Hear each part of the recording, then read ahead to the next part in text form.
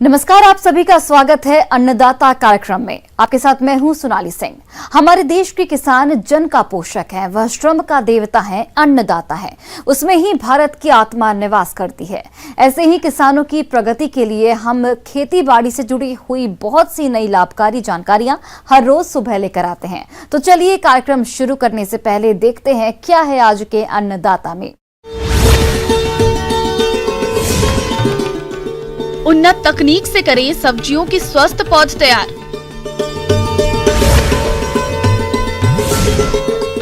अधिक उपज के लिए अरहर की फसल में समन्वित कीट नियंत्रण के उपाय।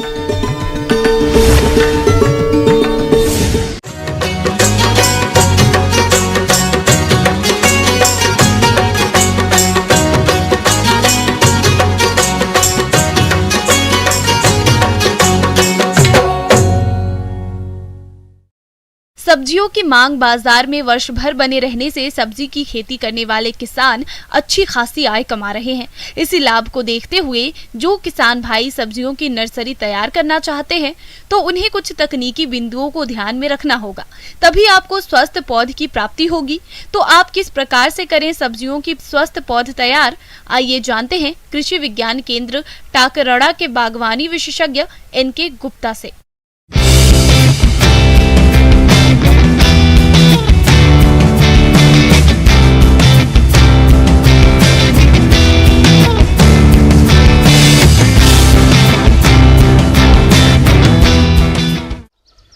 किसान भाइयों, राम राम सा।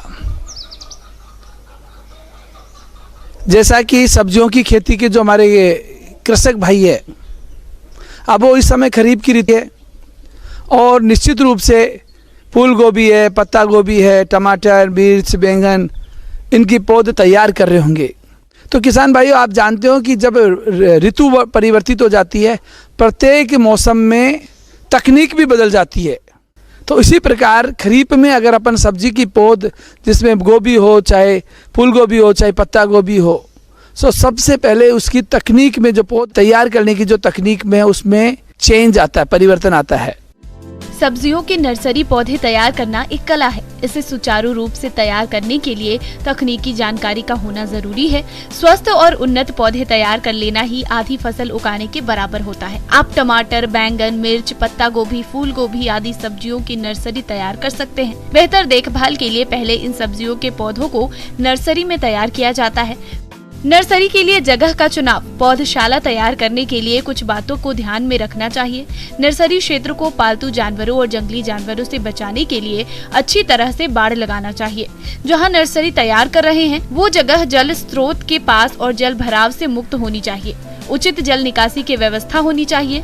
रुपाई के लिए मुख्य खेत के पास नर्सरी होनी चाहिए। पौध उगाने के लिए उपजाऊ और स्वस्थ मिट्टी की आवश्यकता होती है। इसके लिए मिट्टी दोमट से बलुई दोमट होनी चाहिए। मिट्टी में अच्छा कार्बनिक पदार्थ होना चाहिए। मिट्टी का pH मान लगभग 6.5 से 7.5 के बीच होनी चाहिए। नर्सरी के लिए पौधशाला की तैयारी। मिट्टी को तैयार करने के लिए सबसे पहले जमीन की अच्छी से गहरी जुताई करें। इसके लिए मिट्टी पलटने वाले हल की जरूरत पड़ती है। बाद में 2 से 3 बार निराई गुड़ाई करें। फिर 2 किलो सड़ी हुई खाद या 500 ग्राम वर्मी कंपोस्ट प्रति वर्ग मीटर मिट्टी में मिला दें। मौसम और फसल के अनुसार बेड की लंबाई और चौड़ाई रखते हुए तैयार करनी चाहिए। बेड की चौड़ाई 1 मीटर से ज्यादा नहीं होनी चाहिए और लंबाई आवश्यकता अनुसार रखें। नर्सरी पौध को रोगों से बचाव के लिए मिट्टी और बीज का उपचार बिजाई के समय कार्बेंडाजिम थीरम से करके बुआई करनी चाहिए। तो किसान भाइयों, बरसात में विशेष रूप से जमीन को उपचारित करें। जमीन को सूर्य ताप से उपचारित करें। जमीन 15 से 20 सेंटीमीटर उठी हुई क्यारी होनी चाहिए कि जो अपन सर्दियों में या गर्मियों में जो पौध तैयार करते थे उसमें समतल क्यारियां उपयोग में लेते थे। इसमें वर्षा ऋतु में जो भी अगर अपन सब्जियों की जो क्यारी बनाते हैं जिसकी चौड़ाई 1 मीटर होती है, लंबाई आपकी 5 से 6 मीटर हो सकती है, लेकिन उसकी ऊंचाई यानी उठी हुई क्यारी बनानी है जो वो ऊंचाई ज़मीन से 15 से 20 सेंटीमीटर 25 सेंटीमीटर की होनी चाहिए ताकि बरसात का जल इकट्ठा नहीं हो। और किसान भाइयों, आज बरसात में ऐसे मौसम में अपन को बरसात में जो आर्द्र गलन जिसको डैम्पिंग बोलते हैं, ऐसी बीमारियों से बचने के लिए ये उठी हुई क्यारियाँ पर तैयार की गई नर्सरी किसान को बहुत फायदा प्रदान करती है। दूसरी बात, आजकल जो अपन अगर इसको प्रोट्रे में जो सब्जी की नर्सरी को प्रोट्रे, जिसमें कोकोपीट 3 भाग, 1 भाग वर्मिकुलाइट, 1 भाग परलाइट, इनको मिलाकर एक मिक्सर तैयार करते हैं और उसको प्रोट्रे में भर के फिर एक एक बीज को लगाकर और फिर अपन इसको किसी भी शेड हाउस में है या पॉली हाउस में रखकर अपन पौध को भी तैयार कर सकते हैं। आजकल हम अधिक बरसात से बचने के लिए उसको ऊपर पॉलीथीन सीट या शेड नेट का भी उपयोग करके अपन पौध तैयार कर सकते हैं। अभी जो हमारी गोभी की पौध होने वाली है, पत्ता गोभी में जो गोल्डन एकर जो अगेती किस्म है या पूसा हाइब्रिड है, ऐसी किस्मों का अपन अगेती किस्मों का चुनाव, ऐसे ही फूल गोभी में भी अगेती किस्म जो 60 किस्म आती है जो 60 दिन में होने वाली है, हमको ऐसी ही किस्मों का पूसा अर्ली सिंथेटिक जो वैरायटी है जो अगेती किस्म की है, ऐसी अगर आप टमाटर में तो पूसा रोहिणी है, अर्का की अर्का सम्राट है, ऐसी किस्मों का बैंगन में लेते हो तो पूसा श्यामला है, मिर्ची में पूसा सदाबहार है, ऐसी किस्मों को अपन पौध तैयार कर सकते हैं। तो किसान भाइयों, आप जानते हो कि जब ऋतु परिवर्तित हो जाती है, प्रत्येक मौसम में तकनीक भी बदल जाती है। नर्सरी की देखभाल। सब्जियों की नर्सरी में बीज के अच्छे अंकुरण के लिए नमी की कमी ना होने दें और जल निकास की उचित व्यवस्था करें। क्यारियों में समय समय पर खरपतवार निकालते रहें। कीड़ों का प्रकोप होने पर कीटनाशक दवा का छिड़काव करें। इस प्रकार नर्सरी पौध तैयार मुख्य खेत में रोपाई करके अच्छा लाभ कमा सकते हैं। अधिक वर्षा से बचने के लिए उस पर क्यारियों पर छाया की व्यवस्था, जो पॉलीथीन सीट के रूप में हो चाहे शेडिंग नेट के रूप में हो, उसकी व्यवस्था करें तो अपन अधिक स्वस्थ पौध को उत्पादित कर सकते हैं। राम राम सा। ब्रेक के बाद आप सभी दर्शकों का अन्नदाता में स्वागत है। अरहर का उपयोग अन्य दलहनी फसलों की तुलना में दाल के रूप में अधिक किया जाता है, इसलिए इसकी बाजार में मांग अधिक होने से इसका मूल्य भी अधिक मिलता है।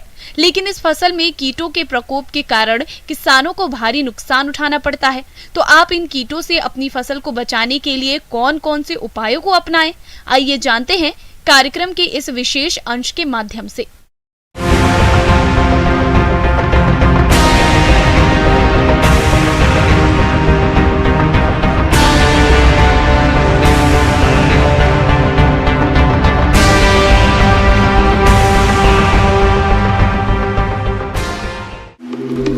अरहर खरीफ की मुख्य दलहनी फसल है। दलहनी फसलों में चना के बाद अरहर का स्थान है। इसकी खेती कम वर्षा वाले क्षेत्रों में और ऊपरी खेतों में की जाती है। इसकी खेती करके किसान भाई अच्छा खासा लाभ भी कमाते हैं। लेकिन इस फसल में भी अन्य फसलों की तरह हानिकारक कीटों का प्रकोप होता है, जिनकी समय से रोकथाम न करने पर इसके उत्पादन में भारी गिरावट देखने में आती है, जिस कारण किसानों को आर्थिक हानि का सामना करना पड़ता है। तो इस समस्या से बचने के लिए किसान अरहर में लगने वाले कीटों का समेकित नियंत्रण करके फसल से अच्छी पैदावार ले सकते हैं। किसान भाइयों, हम सबसे पहले बात करते हैं पत्ती लपेटक कीट की। तो इस कीट की मादा अपने अंडे कोमल पत्तियों पर देती है। 2-3 दिनों में अंडे से गिडारें निकलती हैं, जो कि हल्के पीले रंग की होती है, या चोटी की पत्तियों को मोड़कर उसमें जाल बनाती हैं और इसी में छिपी रहती हैं और अंदर से पत्तियों को खाती रहती हैं। इसी प्रकार एक दूसरे से तीसरे पत्तियों को प्रभावित करती रहती हैं। इसलिए यदि इस कीट के नियंत्रण की बात की जाए तो सबसे पहले आपको अपने खेत को खरपतवार मुक्त रखना होगा। फिर भी यदि कहीं कहीं पर इनका प्रकोप दिखाई दे रहा हो तो उस दशा में आप नीम आधारित दवाओं का प्रयोग करें, जिनका 15 दिन के अंतराल पर सुरक्षात्मक दृष्टि से छिड़काव करते रहना चाहिए। अगर इसके प्रयोग के बाद भी इस कीट का अधिक प्रकोप देखने में आ रहा है तो आप मोनोक्रोटोफॉस या क्यूनोल-फॉस दवा 2 मिलीलीटर प्रति लीटर पानी में घोलकर छिड़काव करें, जिससे आप इस कीट पर काफी हद तक नियंत्रण पा लेंगे। किसान भाइयों, इस कीट के अलावा अरहर की फसल में फल मक्खी और फली छेदक कीट का प्रकोप भी काफी देखने में आता है, जो कि फसल को काफी नुकसान पहुंचाते हैं। अरहर की फल मक्खी की छोटी चमकदार काले रंग की घरेलू मक्खी की तरह परंतु आकार में छोटी मक्खी होती है। इसकी मादा फलियों में बन रहे दाने के पास अपने अंडे रोपक की सहायता से अंडे देती है, जिससे निकलने वाली गिडारें फली के अंदर बन रहे दाने को खाकर नुकसान पहुंचाती हैं। इसी तरह फली बेधक कीट की मादा छोटे सफेद रंग के अंडे देती है। इल्लियां पीली हरी काली रंग की होती हैं तथा इनके शरीर पर हल्की गहरी पट्टियां होती है। छोटी इल्लियां फलियों के हरे उत्तकों को खाती हैं व बड़ी होने पर कलियों, फूलों, फलियों व बीजों को नुकसान करती हैं। इल्लियां फलियों पर टेढ़े मेढ़े छेद बनाती हैं, इसलिए कीटों के प्रबंधन की बात आती है तो सबसे पहला बिंदु आता है शस्य क्रियाओं द्वारा।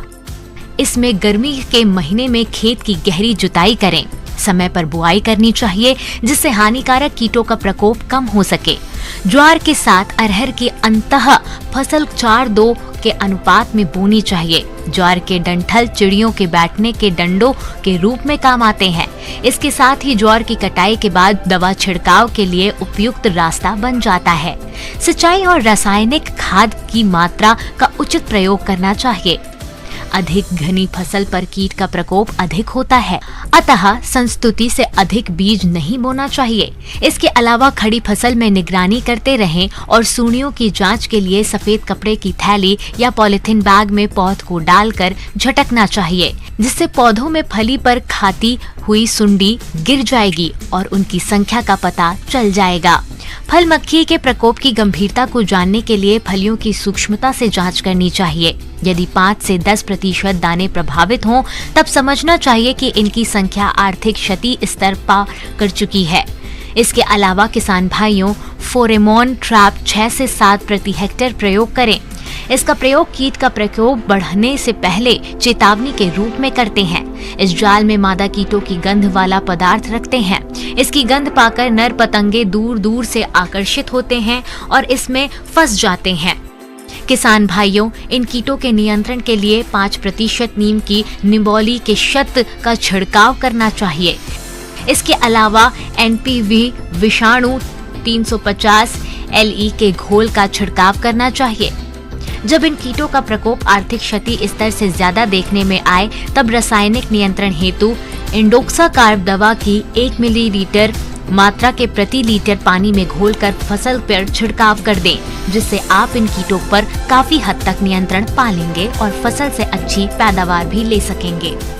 ब्रेक के बाद एक बार फिर से आप सभी दर्शकों का अन्नदाता कार्यक्रम में बहुत बहुत स्वागत है। किसान भाइयों, पिछले साल से सोयाबीन का बाजार भाव काफी अच्छा है और इस बाजार भाव को देखते हुए जो किसान सोयाबीन की खेती करके अधिक उत्पादन लेना चाहते हैं, तो आप संतुलित मात्रा में खाद उर्वरकों का प्रयोग करते हुए वैज्ञानिक तकनीक से बुआई किस तरह से करें, इसकी जानकारी लेते हैं विषय विशेषज्ञ शिशुपाल सिंह राजपूत से।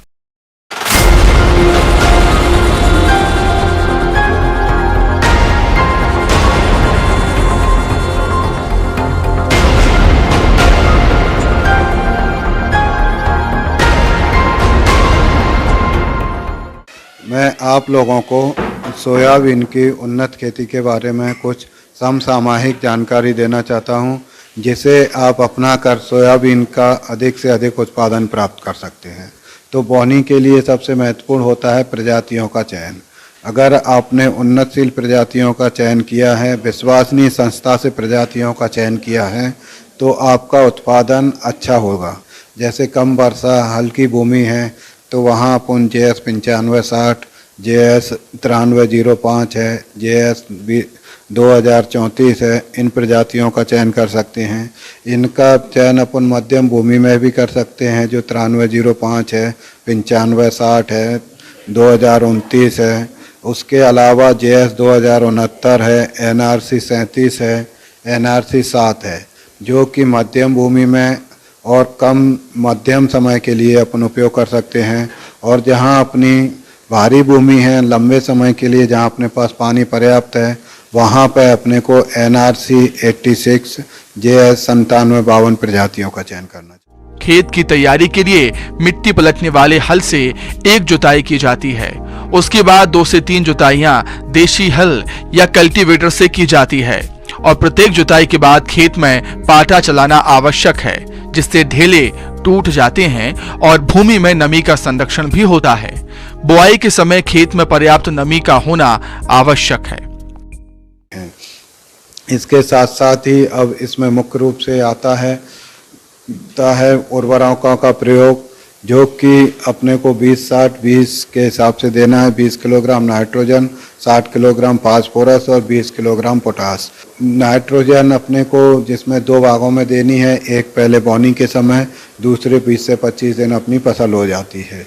इसमें नाइट्रोजन की मात्रा 20 किलोग्राम बहुत कम इसीलिए दी जा रही है क्योंकि इसकी गांठों में राइजोबियम कल्चर के जीवाणु रहते हैं, जो कि नाइट्रोजन को इकट्ठा करने का काम करते हैं दलहनी फसल होने के कारण। किसान भाइयों, अभी आपने सोयाबीन की फसल से अधिक उत्पादन प्राप्त करने के लिए खेती की तैयारी और उर्वरकों के प्रयोग विधि के बारे में जानकारी हासिल की।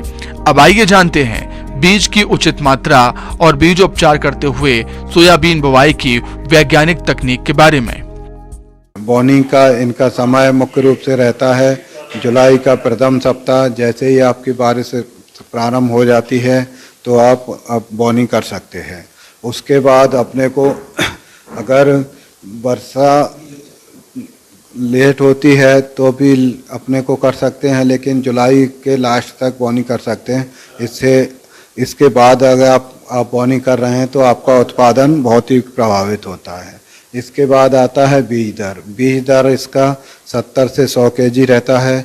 70 से 100 केजी से मतलब यह है कि जो छोटे दाने वाली प्रजातियां हैं उनमें कम बीज लगता है, 70 किलो बीज लगेगा, और जो मोटे दाने वाली प्रजातियां हैं उनमें ज़्यादा बीज। प्रति हेक्टेयर की दर से आप 70 से 100 किलो बीज उपयोग कर सकते हैं।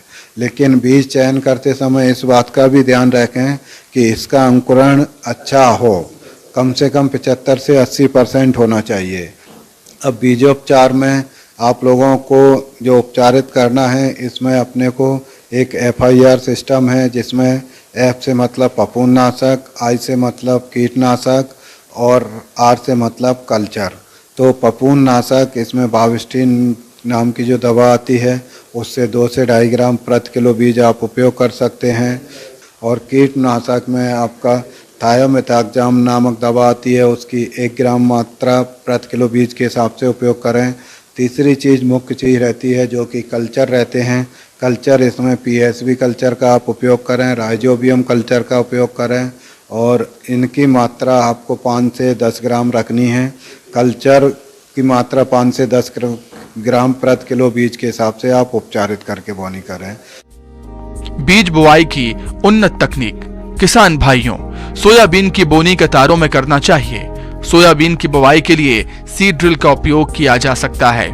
कम फैलने वाले किस्मों के लिए कतार से कतार की दूरी 40 सेंटीमीटर और अधिक फैलने वाले प्रजातियों के लिए कतारों की दूरी 45 सेंटीमीटर रखना उपयुक्त होता है।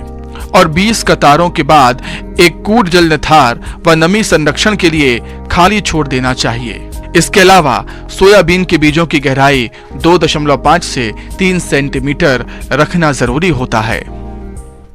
इसके साथ साथ ही इसमें मुख्य रूप से आता है खरपतवार। खरपतवार के जब बोनी करते हैं उसी समय पेंडामेथिलीन का आप उपयोग कर सकते हैं 1 किलोग्राम प्रति हेक्टेयर, और बोनी के तुरंत बाद 24 से 48 घंटे के अंदर। उसके बाद आपको इस उपयोग नहीं करना है। इसी के साथ साथ जो मेरे द्वारा आपको जानकारी दी गई हैं उन्हें आप ध्यान में रखकर अगर सोयाबीन की फसल उत्पादन करते हैं तो आप अच्छा उत्पादन कर सकते हैं और अधिक उत्पादन प्राप्त कर सकते हैं।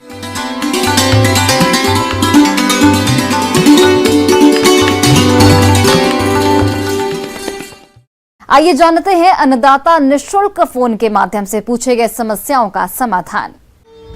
अन्नदाता निःशुल्क फोन संपर्क सेवा के माध्यम से पूछे गए प्रश्नों में से आज हमने जिस प्रश्न को कार्यक्रम में शामिल किया है उसे पूछा है ग्राम कोसली, जिला सवाई माधोपुर के कृषक आदित्य नारायण ने। आप पावर टिलर यंत्र के बारे में जानकारी चाहते हैं तो आदित्य नारायण जी, आपकी जानकारी के लिए प्रस्तुत है कार्यक्रम का ये अंश।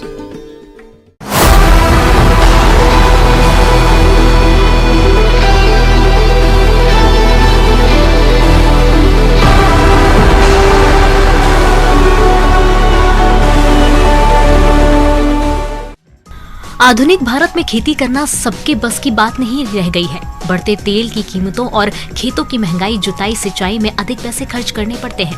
हालांकि उन किसानों को अब परेशान होने की कोई जरूरत नहीं है। पावर टेलर किसानों के काम को बहुत हद तक आसान बना देता है। पावर टेलर भी एक बहुकार्यी कृषि यंत्र है। यह छोटे एवं मध्य आकार के खेत वाले किसानों के लिए उपयुक्त है। पहाड़ी एवं ढालू जमीन में एवं छोटे आकार के खेत के लिए यह कृषि यंत्र उपयोगी है। यह 6 इंच की गहराई में रोटावेटर की तरह मिट्टी की जुताई एवं महीनीकरण एक साथ करता है। इससे पहली जुताई से लेकर खरपतवार उन्मूलन, सिंचाई, कटाई, मड़ाई, सफाई तथा ढुलाई का काम लिया जाता है। पावर टेलर बहुत हल्का होता है। इसे कहीं भी ले जाया जा सकता है। साथ ही किसी भी प्रकार के खेतों को तैयार करने में माहिर है। इससे जुताई, बीज बुआई, पौध प्रतिरोपण, दवा छिड़काव तथा खाद्य प्रसंस्करण यंत्र जैसे क्लीनर कम ग्रेडर, तेल, आटा, चावल एवं दाल मिल और गन्ना पिड़ाई यंत्र से जोड़कर आसानी से चलाया जाता है। काम को बहुत हद तक आसान बना देता है। पावर टेलर डीजल और पेट्रोल दोनों से चला सकते हैं या दाम में भी कम है, जिसे छोटे किसान भी खरीद सकते हैं। कृषि उत्पादन बढ़ाने के लिए कृषि में यंत्रीकरण का बहुत ही महत्वपूर्ण योगदान है।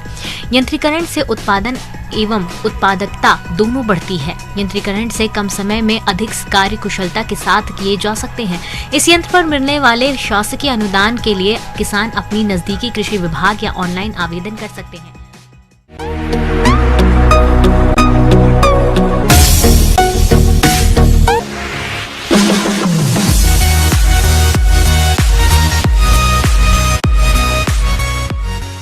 एक नजर डालते हैं राज्य के कुछ मंडियों के प्रमुख फसलों के बाजार भाव पर।